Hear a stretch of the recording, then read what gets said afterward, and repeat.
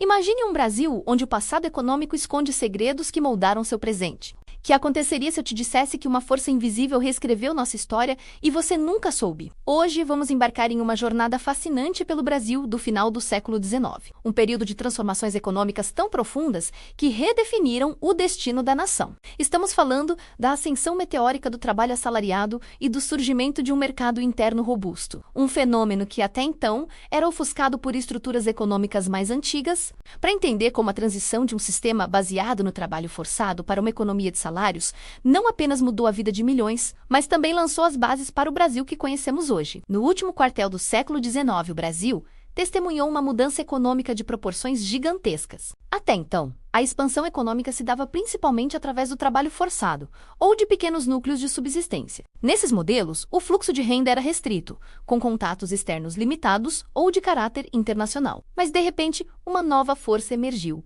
o setor assalariado. Este novo sistema, que crescia a passos largos, apresentava uma dinâmica completamente diferente da economia de subsistência, que era estável, mas estagnada. A nova economia prometia um caminho para transformações estruturais que, no século XX, culminariam na formação de um mercado interno vibrante. A nova economia cafeeira, impulsionada pelo trabalho assalariado, guardava algumas semelhanças superficiais com a antiga economia de trabalho forçado.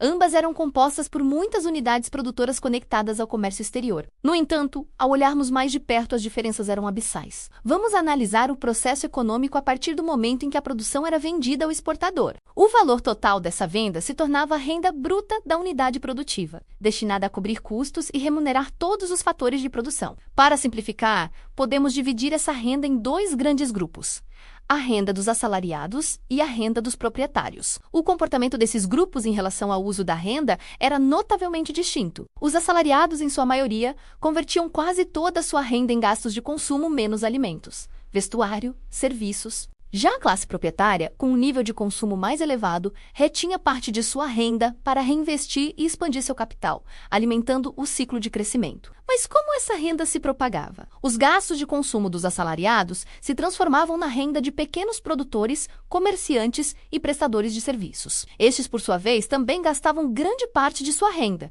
criando um efeito multiplicador. Assim, a soma total desses dispêndios tendia a exceder significativamente a renda monetária inicial gerada pela exportação. Agora, imagine um aumento no impulso externo, como uma elevação nos preços dos produtos exportados. Com o crescimento da massa de salários pagos, a demanda por artigos de consumo aumentava automaticamente. A produção desses bens podia ser expandida com relativa facilidade, graças à abundância de mão de obra e terras subutilizadas, especialmente em regiões de subsistência. Isso significava que o impulso externo, ao atuar sobre o setor assalariado, levava a uma melhor utilização dos recursos produtivos já existentes no país. Além disso, o aumento da produtividade.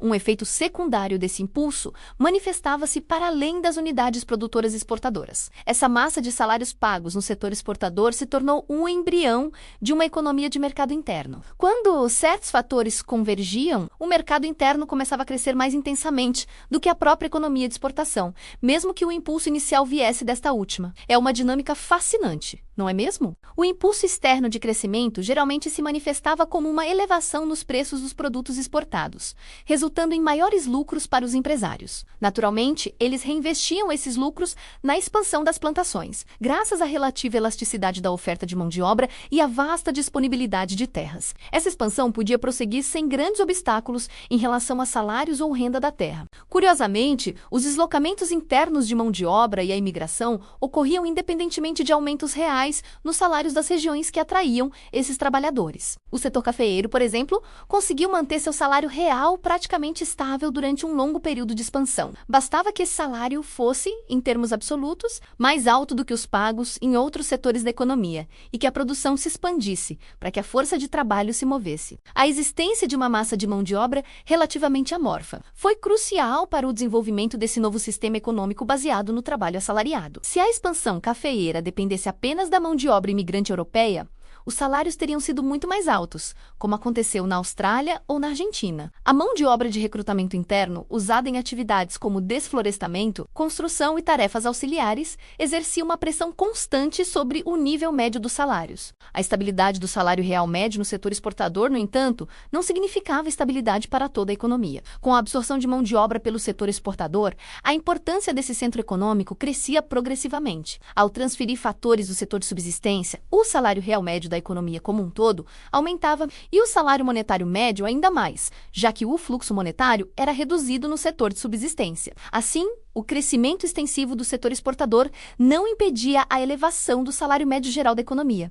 Em resumo, a população crescia muito mais rapidamente no setor monetário do que na economia como um todo. Isso fez com que a massa de salários monetários, que é a base do mercado interno, se expandisse a um ritmo superior ao do produto global. Mas qual era a implicação econômica para os empresários conseguirem reter integralmente os benefícios das elevações ocasionais dos preços de exportação? Se os salários subissem junto com os preços, o volume de investimentos diminuiria e a expansão do setor exportador seria menor. A absorção de mão de obra do setor de subsistência seria mais lenta, e os trabalhadores do setor exportador se tornariam um grupo privilegiado, aumentando a disparidade salarial. Os aumentos de produtividade na economia cafeeira se refletiam principalmente nas melhorias ocasionais de preços, observadas nas fases de alta do ciclo econômico, com poucas melhorias físicas diretas no processo produtivo. Poderíamos argumentar que a transferência de parte desses ganhos de produtividade para os assalariados causaria fortes oscilações cíclicas na massa salarial. Por outro lado, também se poderia dizer que, como os salários resistem mais à queda do que os lucros, a economia estaria mais preparada para enfrentar fases de baixa cíclica